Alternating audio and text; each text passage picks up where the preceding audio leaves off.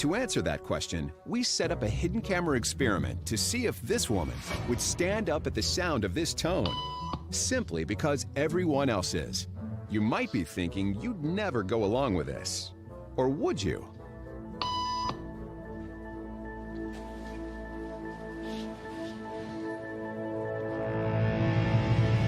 After just 3 beeps, and without knowing why she's doing it, this woman is now conforming perfectly to the group.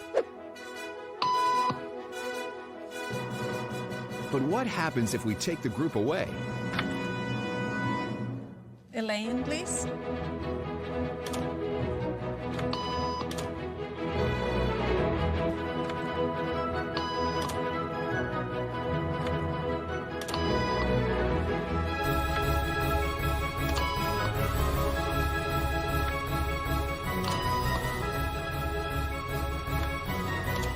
Okay, now she's alone. The crowd is gone and nobody is watching her, except our hidden cameras. What do you think she'll do?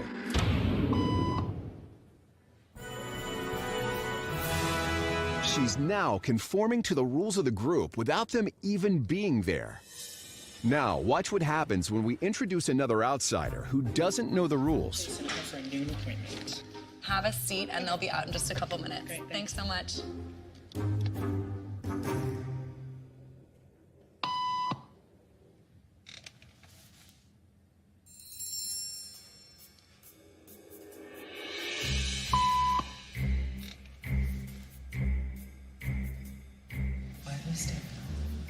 Everybody was doing it, so I thought I was supposed to. Think she'll teach the new guy what to do?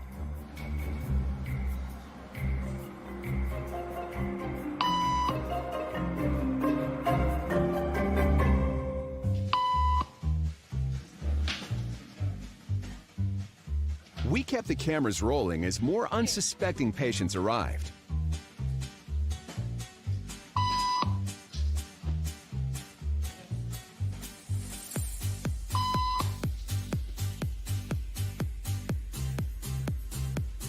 And slowly but surely, what began as a random rule for this woman has now become the social norm for everyone in this waiting room. Here to explain what's going on in their brains is Jonah Berger of the University of Pennsylvania. This sort of internalized form of herd behavior is part of what we call social learning. Starting at a very early age, when we see members of our group perform a task, our brains literally reward us for following in their footsteps. When I saw everybody stand up, I felt like I needed to join them. Otherwise, I'm like excluded. Once I decided to go with it, then I felt much more comfortable. Conformity is how we become socialized, but it can also cause us to develop bad habits or repeat past wrongs. And it's why even this rebel, who wasn't standing for any of this nonsense, eventually joined the ranks.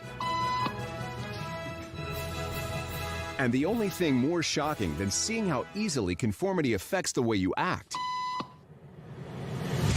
is that similar forces are subconsciously shaping the way you think right now. Do you understand that your sons and your daughters, your grandsons and your granddaughters, our great-grandchildren that we may never actually lay eyes on, do you realize that they are counting on you rising up and being who God has called you to be?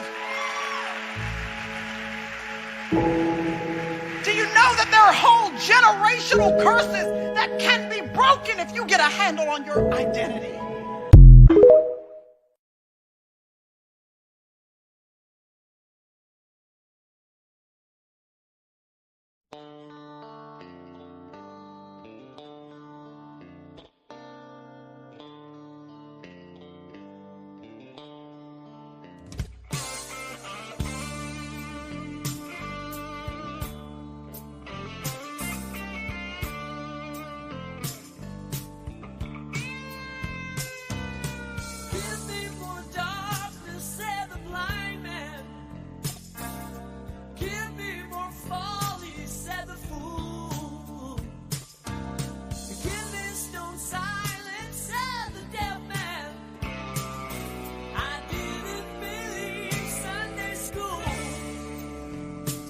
Good morning. Good morning. and welcome to Sunday School. I am your teacher this morning. I'm going to be with you very, very briefly this morning. I hadn't planned to do Sunday School this morning, but I was oppressed. I'll use that word, oppressed, in the spirit to bring about something that I'm going to call the obvious. I want to talk about the obvious this morning. And the obvious is entitled Proverbs 31 is for men. And I want to expand it and say not women. Proverbs 31 is for men, not women. One of the things that prompted me more than anything was an incident that happened in my home over the past weekend that really had it was disturbing, and I had to deal with it. And so the more I thought about it, it had been cooking in my mind over the entire week and a half, the last 2 weeks. But this incident that occurred in my home precipitated this particular subject that I'm going to briefly talk to you about today. Proverbs 31 is for men, not women.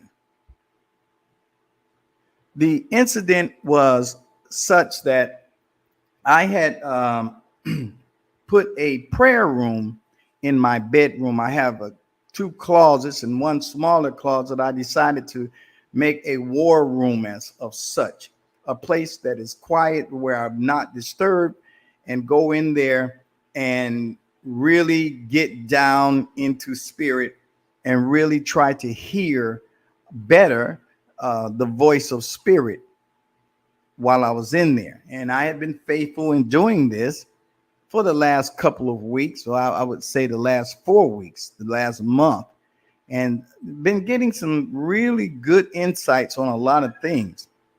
Well, this past week, my youngest son got his hands on one of my diaries. I've been journaling most of my life, but over the past 10 years, I've been really journaling, and my son got his hands on one of the journals. And I'm lying in the bed there, and he comes in. No, I came in the house, and he walked up to me as I was walking back to my bedroom, and he said, he had tears in his eyes. And he held the journal up and he said, "Dad, is this yours?" I said, "Yes, it is." I had been a bit careless with my journals and where I left them, because no one bothers anything of anybody else's. I don't read their journals. They all journal, and I don't read their journals. But they didn't know that I also journal regularly. But in this journal was some very intimate things, intimate thoughts, things that I didn't share and don't share verbally, at least. He got his hands on this journal and began to read some of it. And he came into my room crying and asking me, was that my journal? And I said, yes, it is my journal, which I left on the dining table. And he said, "Daddy, what's wrong? What's wrong? What's the problem?" He was crying profusely because he did not understand what I was doing. He didn't realize that I journaled anyway, too. But there were some very intimate details in that journal. And I did not ask him what did he read, what parts did he read or didn't read, but I know that I had written a lot of things in there that I had never shared with them. It brought to my mind the necessity for strong families. It brought to my mind what is necessary in certain situations if you want to build a strong family and a strong community. And over the week, ironically, some of my colleagues and I were getting into these conversations about male-female relationships and black male-female relationships in particular. And it prompted me to do a little more in-depth study of the situation, because I was noticing long before this the condition among us between the ages of about 36 and about 50 or 60, that black men and women are not married, and we're not getting married. The black women are in church, the black men are in the street, and we're not marrying. And the thing that makes this more egregious is the fact that it is the most productive ages that are not married. So I want to know, why aren't we marrying? I look at my Hispanic colleagues, my Asian colleagues, my Indian colleagues, Pakistani and Arab colleagues, white colleagues. Everybody's married at the most productive stages of life except for us. And we got to ask the question with a mind to hear the answer. Now, before I move on, I'm going to let you know that this is probably going to be the last Sunday school I do for the summer, because I got some other projects going and I just need to focus more on them. But I want to end this thing with that knowledge, so you will know that I'm only taking a break. We're not married. Yet when I and my brothers and colleagues, single men, meet women, they're all talking about they're in church and they're Proverbs 31 woman. So I began to study Proverbs 31, because apparently the women in the churches are reading Proverbs 31, and most of our ladies are deeply in church. But we're going to go into what Proverbs 31 says, and you're going to be surprised at what it says. Before I do go into that scripture, I want to ask you to share this with somebody, because you're going to find it very, very helpful and eye-opening. There's some things in here that you did not necessarily see, ladies, and that you may not agree with because you didn't see it. Listen to this statistic from blackdemographics.com. Black Marriage in America is the title of this particular article.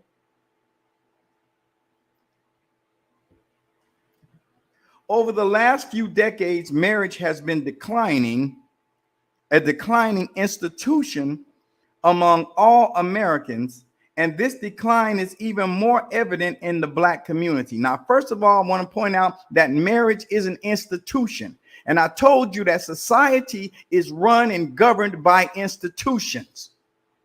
Marriage is an institution that is part of the overall governance of society. But it says here, over the past few decades, marriage has been a declining institution among all Americans, and this decline is even more evident in the black community. In 2020, only 30%, listen, only 30% of African Americans were married, compared to 48% of all Americans. Half, or 50% of African Americans, have never been married.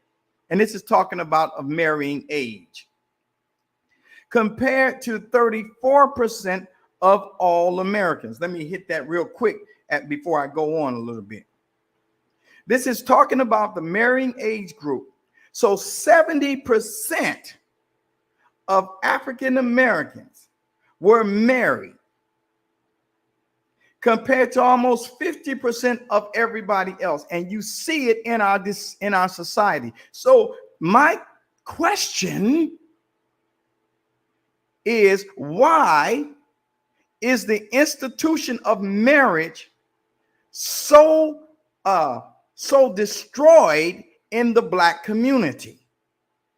I played you the clip of this group behavior and how you can not necessarily be part of the original group that was standing up at the ringing of the bell, but because you did not know why it was doing, the first person who had not who was never in the group, the original group, started teaching the other members of the group the behavior that is necessary for this group. Every time the bell rang, this woman, she started teaching the rest, and the rest of them started teaching each other. And before you know it, you had a whole group of people standing up who didn't know why they were standing up. So I'm using this statistic to try to give us some meat on the bones of why is this behavior so prominent in the Black community.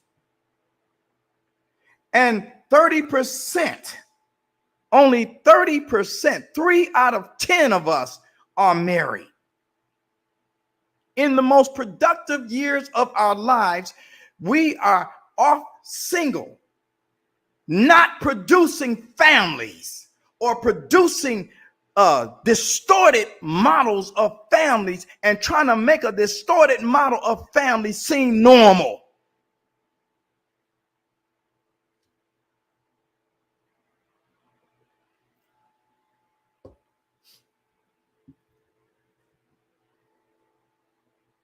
Half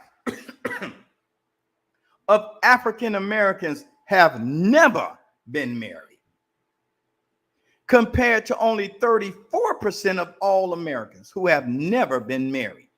Half of us, we're not getting married. After viewing the available data, we can see that although fewer Black women are now married, more Black women than Black men have been married at least one time. This is because a higher percentage of Black women are divorced and widowed than men.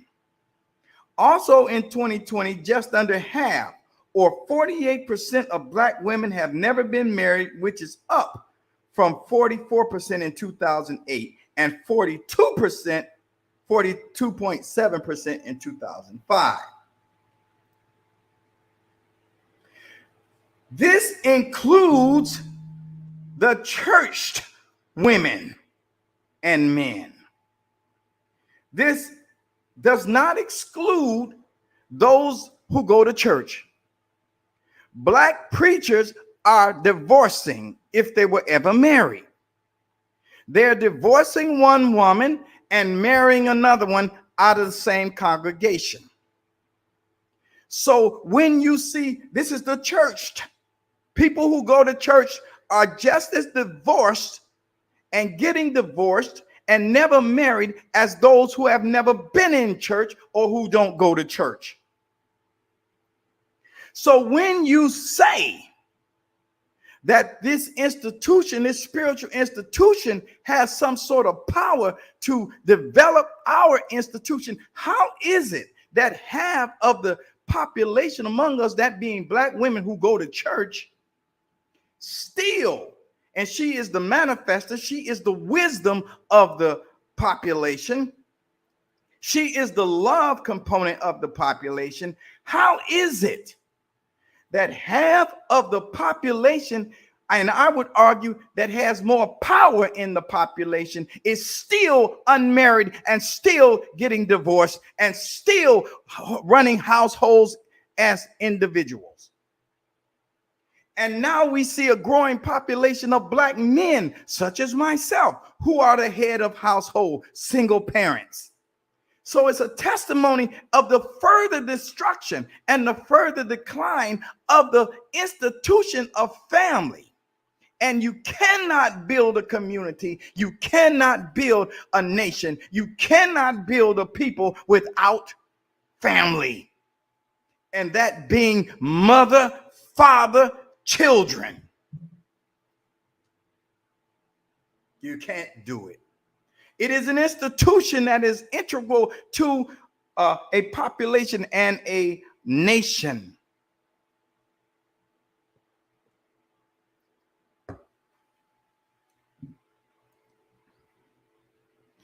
The study goes on and it talks about the populations of the nation, and I'm not going to read all into that. I'm going to go into my comments because I don't want to hold you too long this morning.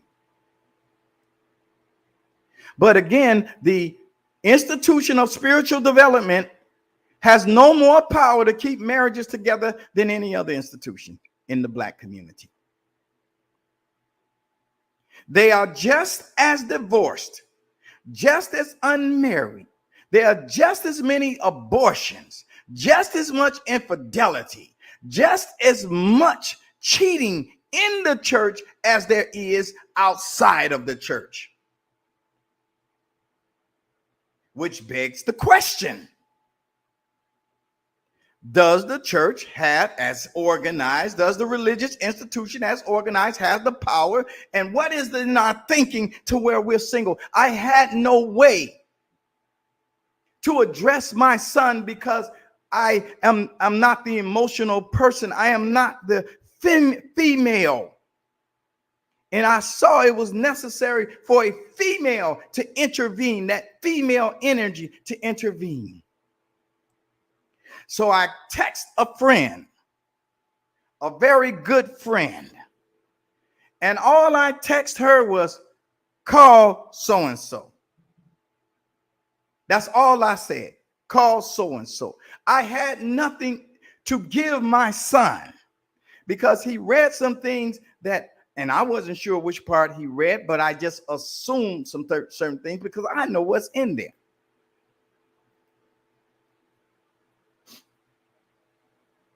So she came over. She dealt with him first outside of the home, then came over and dealt with us as a group of men. And it was that feminine energy that was able to bring peace into my home. Because of the masculine energy, the amount of masculine energy. You can't run it without the female. You can't run it without the male. Proverbs 31. Now you hear all these single women running around here talking about I am a Proverbs 31 woman. And this Proverbs 31 woman that they have imagined is very, very closed to really what this is saying. Because if she took the time to read Proverbs 31, she would come to a different idea of what a Proverbs 31 woman is. Before I read this scripture, I want to say one other thing. Going back to Moses, when he was bringing the children out of Israel or Egypt, out of slavery, out of bondage, he had to give them new thinking on every level. The thinking that they had become accustomed to was the thinking given to them by the slavers, by the Egyptians. And this is a metaphor because that incident did not happen way back when. It happened now. It is a prophecy or a situation, a story told so that if you find yourself as a people, as a group of people in that situation, here are some principles that you can consider using to get yourself out of slavery.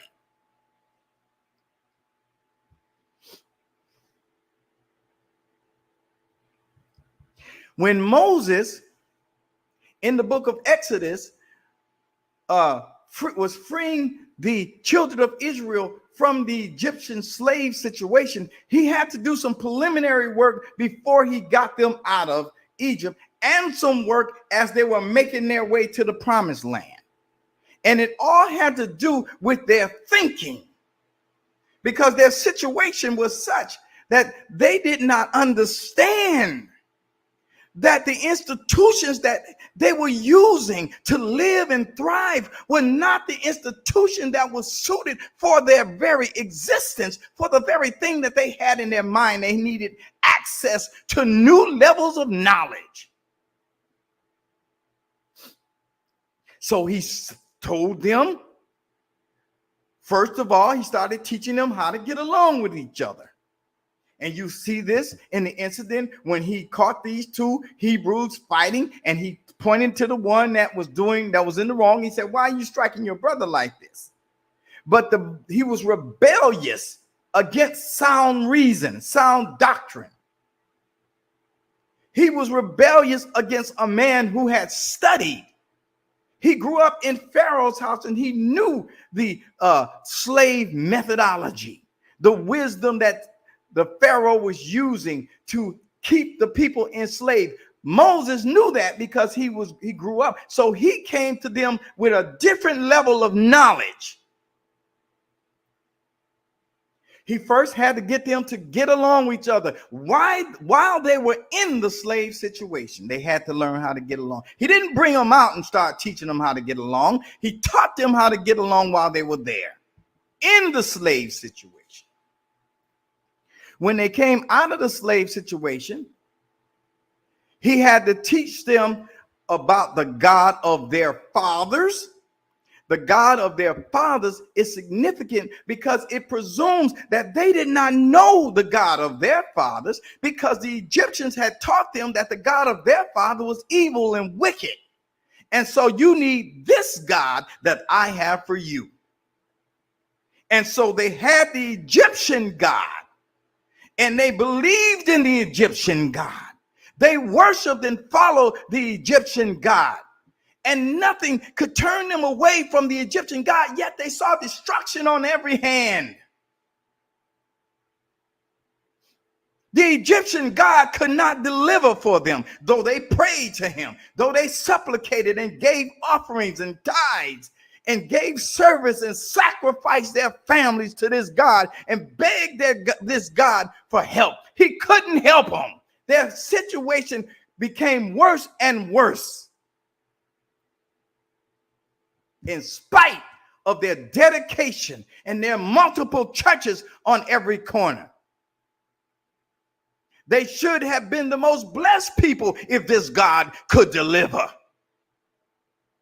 But they were not, because they were unaware of the fact that Pharaoh was dealing with them wisely, lest when a war break out, they get with our enemy and come against us. So we got to destroy the male, because the male is going to naturally put a family together.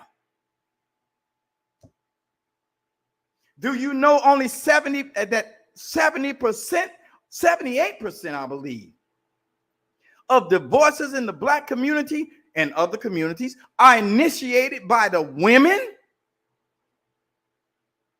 This is important for the black community because so many of our women attend a spiritual institution. See, I'm tying it to that because you got to learn something here about the God of your fathers.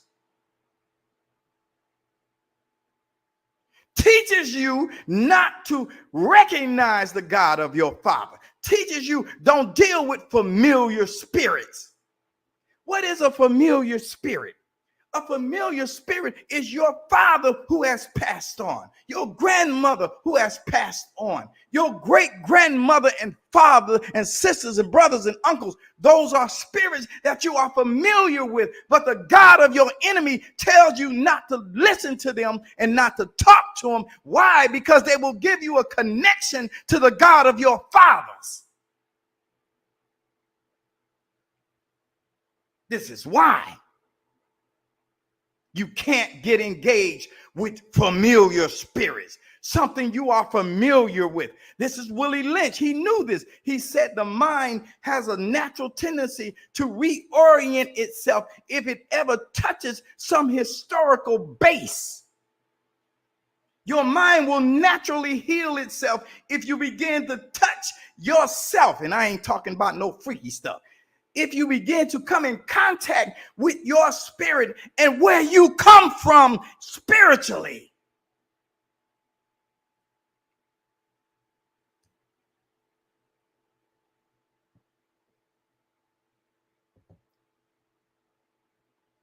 They have a vested interest in keeping you from understanding yourself, keeping you from the knowledge of yourself. Because when you get the knowledge of yourself, you are getting the knowledge of God. When you get the knowledge of God, you are getting the knowledge of yourself.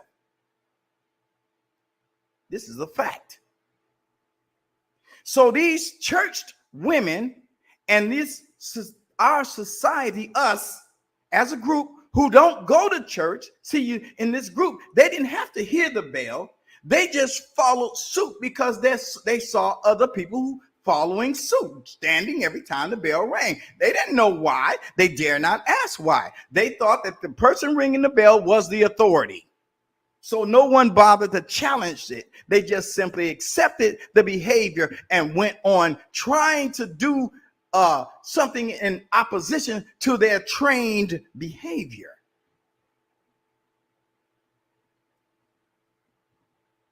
And so even though you're talking about I'm a Proverbs 31 woman, I'm going to tell you here today, sister, that Proverbs 31 is for men, not women. It is a tool for men to recognize. It is not for you to go study it and look at it and, okay, I got this, I got that, I got that. It's not for you. It is designed, and the energy of it is masculine. And so when you take on this thing, trying to study it and come to that thing, you have to study something else. And that thing that you have to study as a female will make you a Proverbs 31 woman. But you don't study Proverbs 31 and try to emulate that because it's a masculine energy scripture.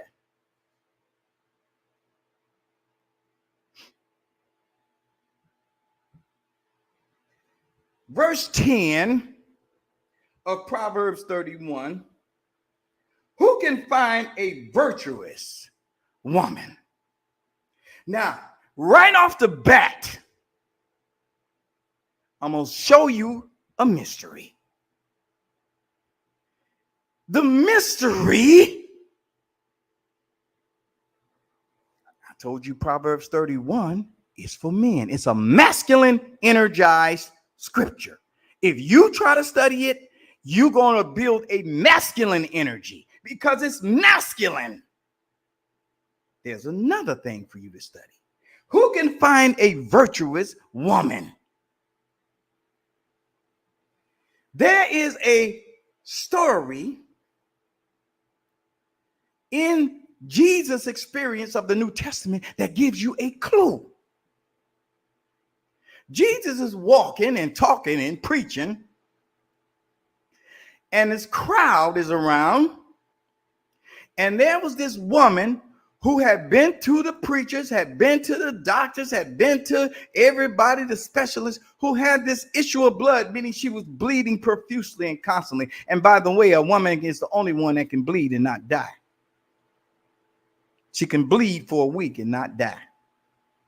There's a mystery in that, but I won't go into it.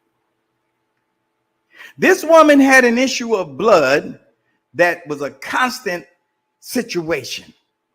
She couldn't get any help. The healers couldn't give her any help. The preachers couldn't give her any help. She saw Jesus doing these miracles, so she went to Jesus, but there was a crowd there and she couldn't get to him particularly and asked him, could you help a sister out? So she got close enough to touch his garment. And when she touched his garment, she was immediately healed. And Jesus turned around and said, who touched me? Listen, sisters, listen. She had already paid her tithes. She had already gave the $100 line offering. She had already been in the $1,000 line offering. She done been up to the preacher and he smacked her and knocked her on the floor and she's shaking like she epileptic or something. She done been to the doctors and healers. What she was missing was virtue. It was the virtue that came out of the man that healed her. She didn't have the virtue. It came out of the man. Jesus stopped and turned around and said, who touched me? I know somebody touched me, a woman in particular, because there's virtue gone out of my body. Who can find a virtuous woman? It was the virtue coming out of the man that was given to her, and she became a virtuous woman at that time. So the virtuous woman, when he asked the question, who can find a virtuous woman for a price is above rubies? Who can find the Christ and touch the hem of his garment? He has built up the virtue that is necessary for you to come in and heal my son. He's built up the virtue, and you touched the hem of his garment, and you were able to come in and deliver that virtue to these boys and to me. I'm talking this morning. Yeah, this is Sunday school.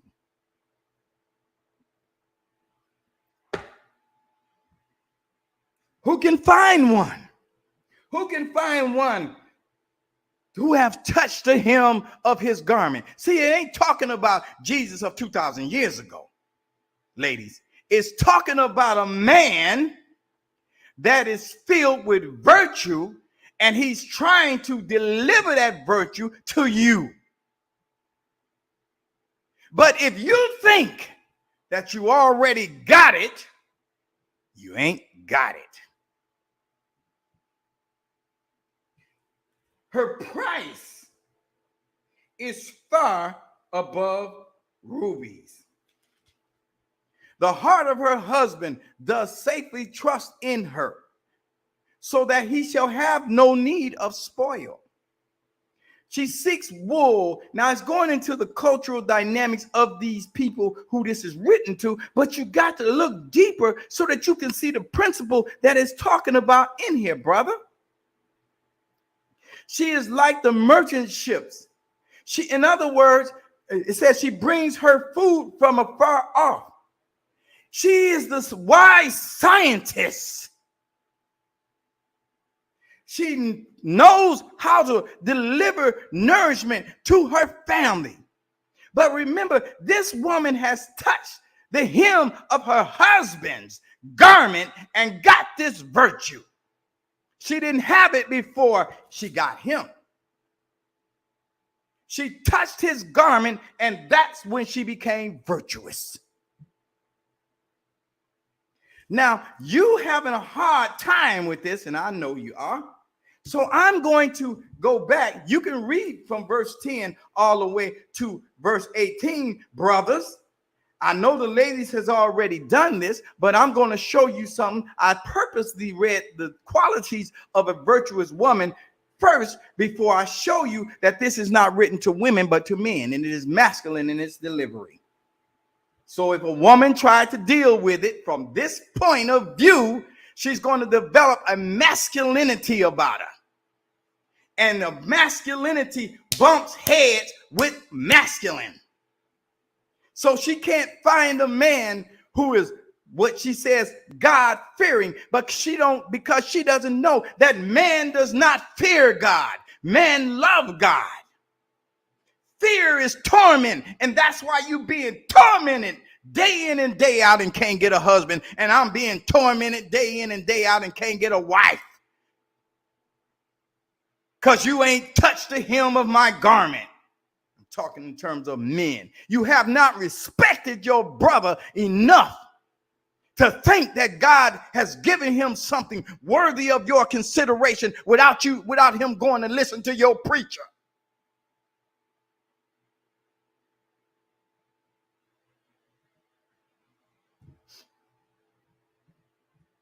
Listen to Proverbs 31, verse 1.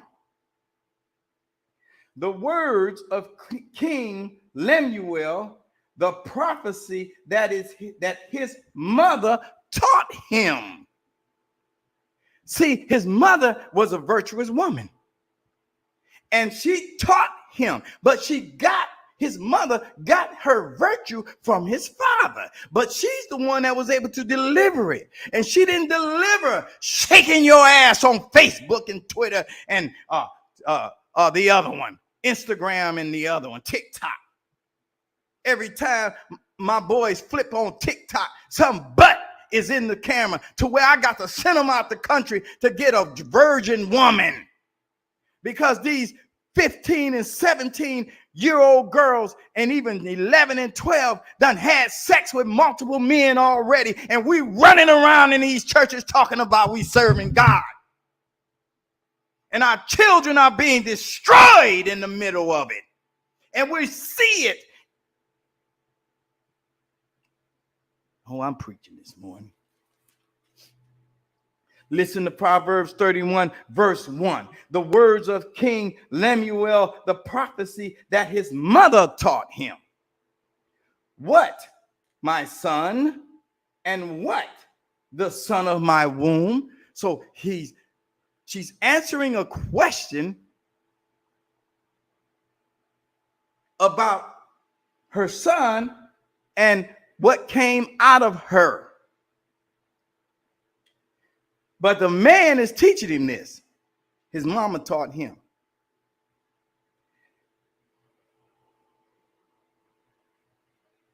Verse 3. Here is the first statement to you, brother, that your sister gonna have a hard time with her independent, strong black womanality spirit. She's not gonna be able to deal with this. She may not be able to deal with this in verse 3. And this sets you up to understand that this is a masculine thought being conveyed here, designed for the masculine man, the masculine mind. The first thing that she tells you about a virtuous woman is this: give not thy strength unto women, nor thy ways to that which destroys kings. This chapter is for men, and the first thing that is instructed to the men is not to give your strength to women. What is your strength?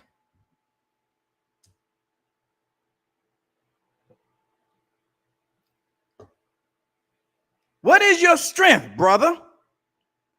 See, because a Proverbs 31 man is instructed not to give his strength unto women. That includes your wife.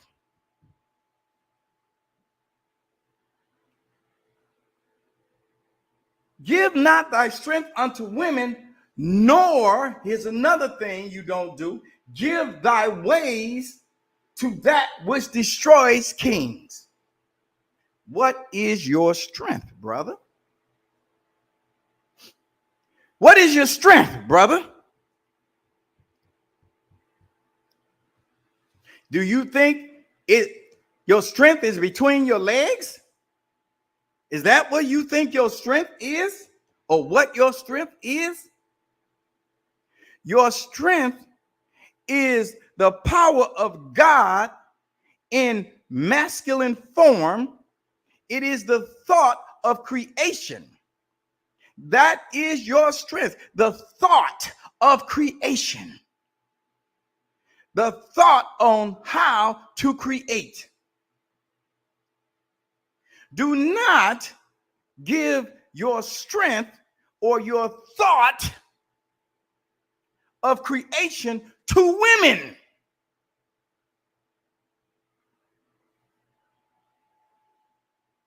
He ain't saying don't create with a woman, because you need the woman to create. You need the female to create. But when you give your strength or your creative masculinity to the woman and she becomes masculine, you will not be able to create properly, because you have two masculines bumping heads, trying to mate and trying to create, because the thought of creation has been surrendered by you to your woman. And she is now trying to be male and female.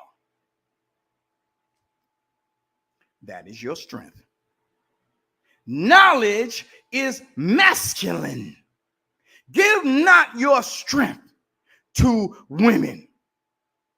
It don't mean don't teach your woman, because that is the very thing that we desire, a woman who can be taught.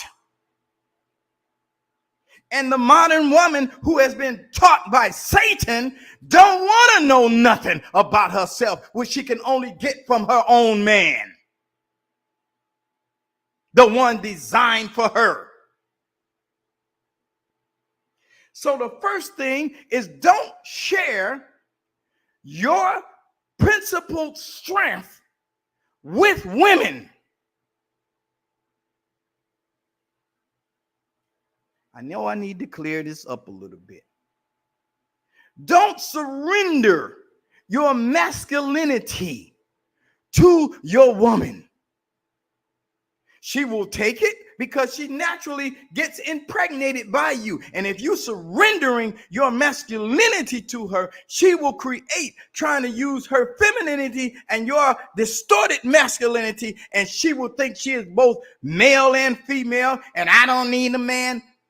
And women's lib, that comes out of that. You have surrendered it to her. Nor that which destroys kings. You don't give your knowledge, or the source of your knowledge, which is your essence, to her, in the sense of surrendering it to her to be the male, to be the one who designs the world. She is the manifester. She brings life to your creative thoughts. She accepts that when she becomes impregnated by you, and she produces the world that you think. But if your mind has never accepted your own strength, then you will give it like the one who sold his birthright to his brother, who tricked him out of his birthright. What was his birthright? It was the inheritance of his father. I think it was Jacob and Esau. He gave up for food. He didn't value his right, his natural birthright, more than his body. So he was willing to give up his birthright, his essence, to his brother who had tricked him, and his brother used this to distort everything. So you hold fast to that which is good. And what is good? It is your essence, your ability to design the world. And when you hold fast to your designing power, you're going to find a woman who is willing to touch the hem of your garment, and she is the virtuous woman, and that's the woman you impregnate mentally, spiritually, physically. You impregnate her. She will produce the world that you thought of. But if you give over your strength to another, you've given your own power against yourself. What is it that destroys kings?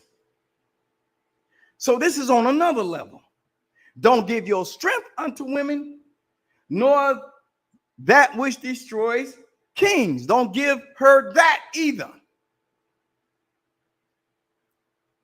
What is it that destroys kings?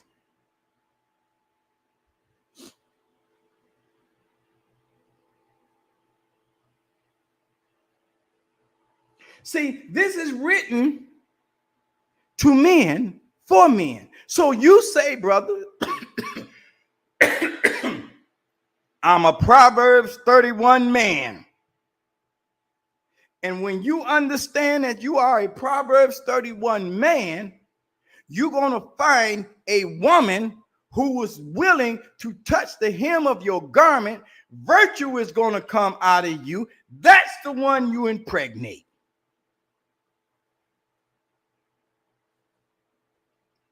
Where are you getting this from, Brother Fleming? So I want to say this again, ladies. Proverbs 31 is for men and to men.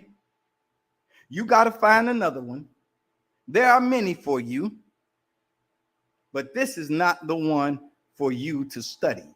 You become a Proverbs 31 woman when you find the Christ in a man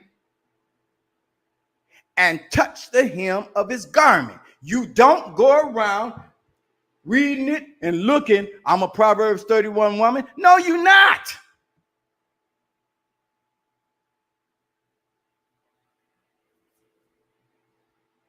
If you want to build a nation in which you will do, this is the charge that has been placed among us. You see what's happening. You see the disintegration, and you know what has happened each time a disintegration came. This is the big one coming.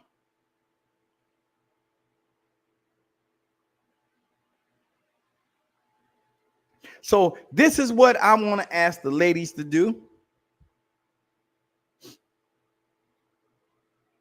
Start looking for Christ in the men that you are considering. If he ain't 6 feet tall on the outside, but 10 feet tall on the inside, that might be your Christ.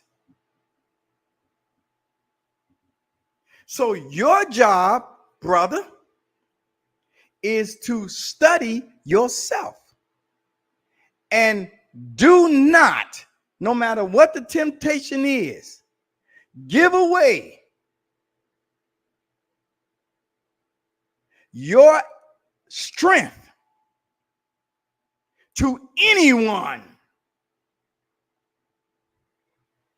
in turn. And when I say give it away, I'm talking about surrendering it and depriving yourself of your strength.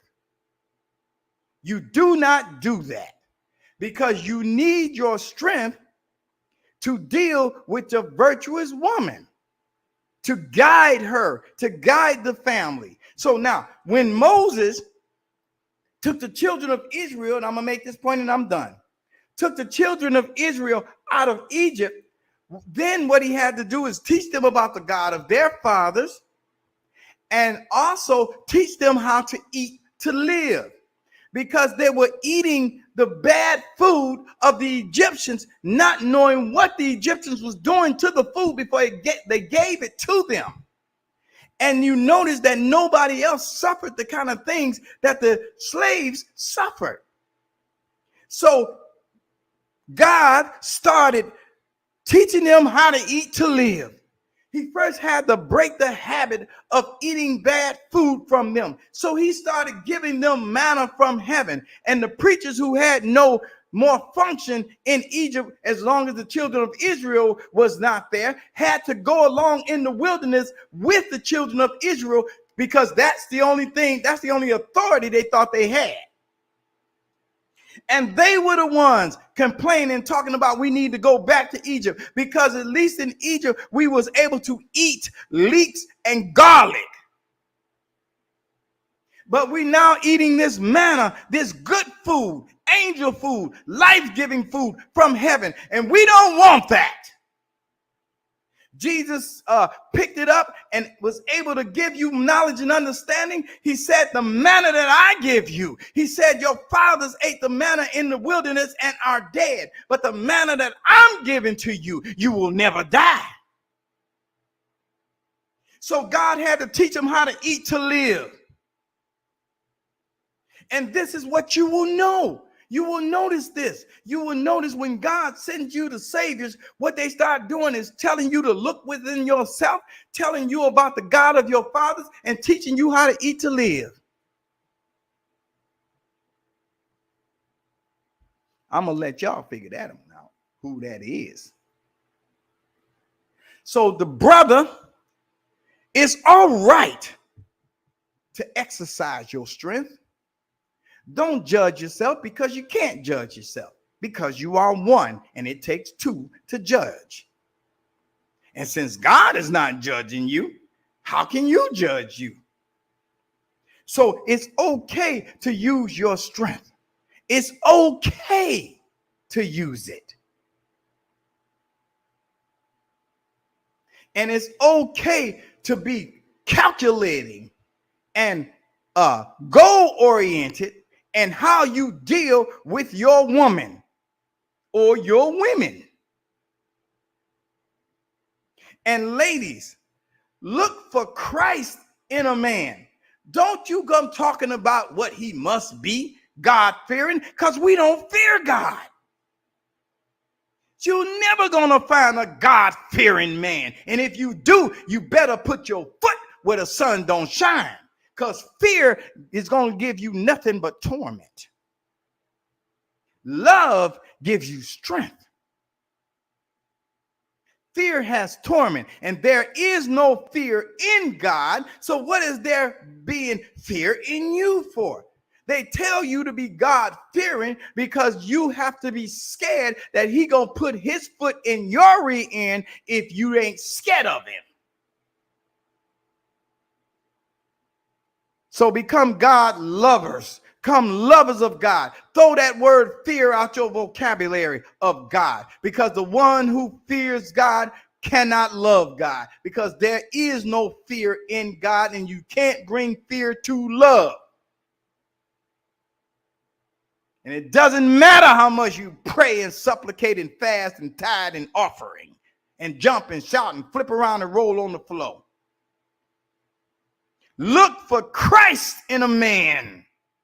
Not a one who's perfect, who does everything right, who don't get it wrong, but you will know Christ if you study Christ. I've been telling y'all to go to Matthew, Mark, Luke, and John, and don't cross references with Corinthians and Galatians. Learn about the master and how he thought. And then you will clearly see Christ in yourself. And when you see Christ in yourself, you will see it in your brother. I'm done.